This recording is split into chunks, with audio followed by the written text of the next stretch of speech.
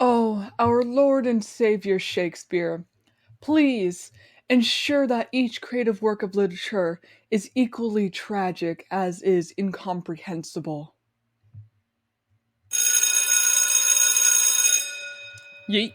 Anyway, I read this short I wrote this short story that I had Okay, so it wasn't a typo. I read this short story that I had written for my for my writer's craft class, summative, on my 100th episode special. And in that episode, I had also briefly mentioned that some of the content within that episode I'd also make into its own episode. And well, here's one of it now. So to start off, I'll give you the baseline idea of the short story that I had submitted to get approved, which my teacher really liked, that I had purposely made it an entire paragraph into one sentence. So here it is. So it'll be a trio of students going to inspect an abandoned village that went down due to a civil war that broke out between the townspeople, which was caused by a secret chemical overload done by the school, which no one was told about, and the students were sent there to get information for a report for class since the teacher who assigned it had no clue it was the school's fault and was just genuinely curious. And while the students are in the village, one of their powers begins to act up, causing them to set aflame and reveal little particles of the past chemicals which are commonly found in their school. But before they can get out of the village in time, one of them goes missing, and soon found dead on the ceiling of a house with a mountain of dead bodies below them that look as though their blood was poured out of them for some sort of experiment. Now that's the general gist of it, which I had to cut the ending short in terms of what I had in my idea, because the story was becoming too long. In the maximum word count, I believe, was 1,000 words, and all my classmates went over that. Alright, so let's get into my short story, Particles. Yellow tape branches off into the darkness, signs marked with "Beware, Turn Around," and "Danger" riddle the overgrown land of sharp grass and bushy trees. It wasn't long ago that my mother and I were walking through this area with the dogs, admiring the well-kept greenery and laughing as the children of the town would chase butterflies or get preoccupied with the birds. It was less than a week ago when everything changed. Oi! The deep voice of one of my groupmates echoes through the mucky wind. Marco, shut up! My other groupmate smacks him. The sound makes me wince. I turn around to find them both standing just next to the tape, staring at me expectantly, but also a bit uneasily. Jania's short, spiky red hair sticks out like my flames in a cave, her glasses sitting perfectly on the bridge of her nose, and her school uniform tailored perfectly to her slim, studious figure. Marco, standing just beside her, is wearing the same uniform. A black cloak, a black mask to hide our identities, filter the air, and keep our DNA to ourselves, a black bulletproof vest, black cargo pants, black combat boots, and possibly most important of all, our black belts made to hold supplies such as weapons and potions. His spiky, short silver hair also sticks out, but more like a dove hiding among the owls. His skin is mahogany and slightly transparent due to his invisibility.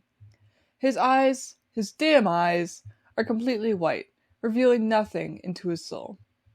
Hurry the hell up already, Jania speaks with a hush as she leads the way past the police tape, keeping an eye on all of our surroundings as her glasses glimmer under the half-moon.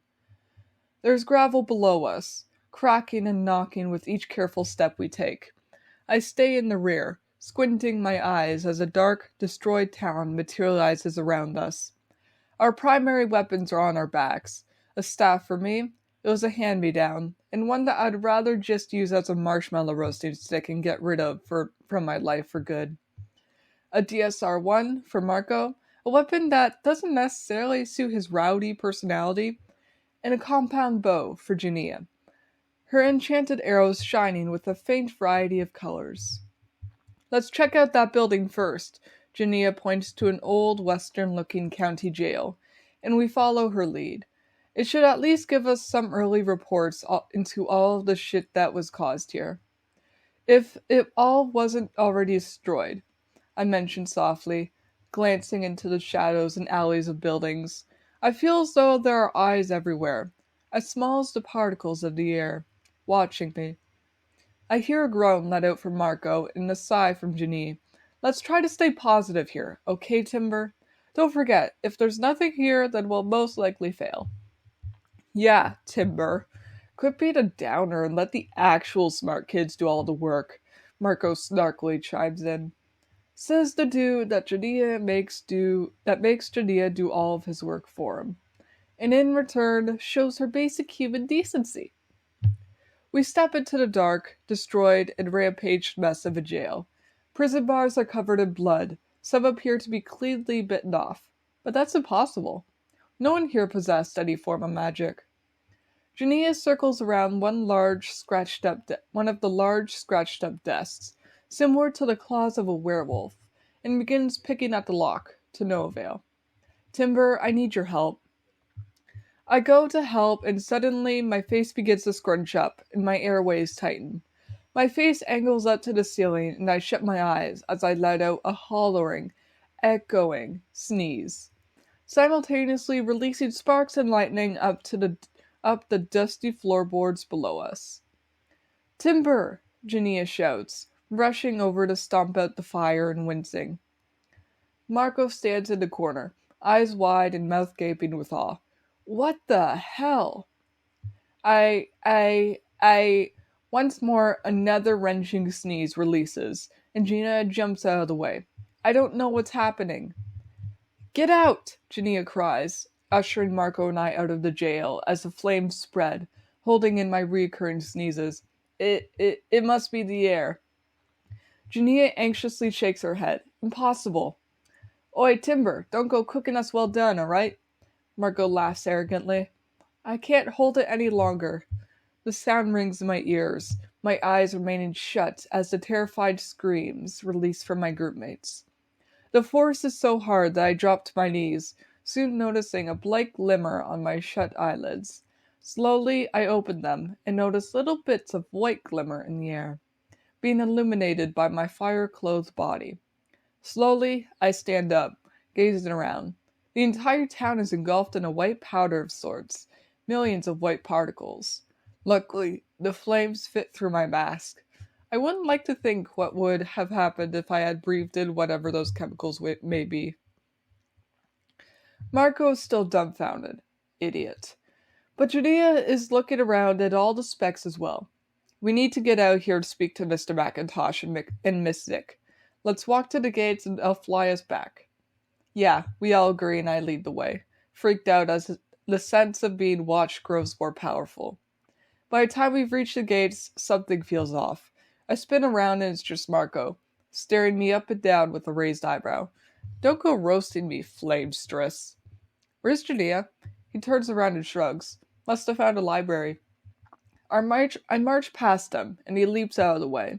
I run faster, over-exhilarating myself, and allowing the flames to die down. There are faint marks in the dry, dead plant dirt. Not regular steps, like if she were to just turn around and walk away, but long drags, the imprint below our boots being lengthened. Wherever she went, she was dragged there. Judging by the constant straight pattern, she was knocked unconscious as well.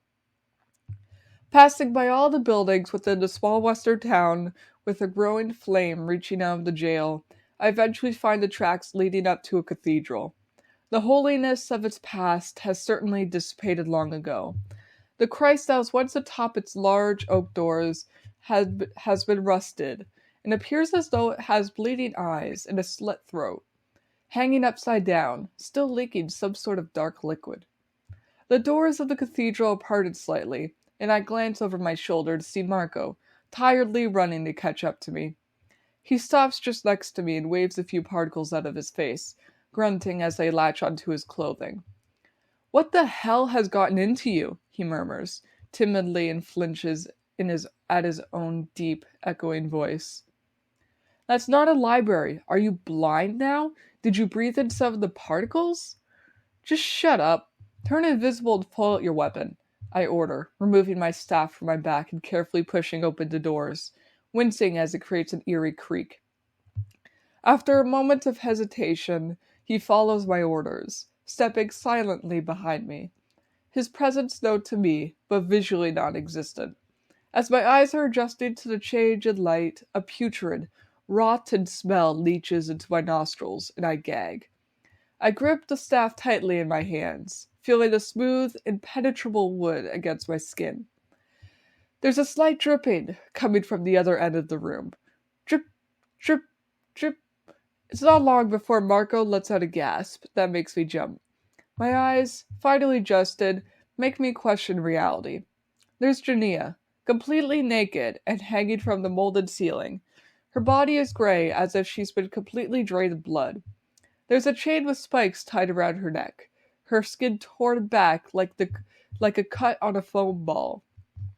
My eyes then lower, where I see the mountain of townspeople below her, almost as though they were zombies, climbing on top of one another for the last brain on Earth, their bodies hollow and devoid of life.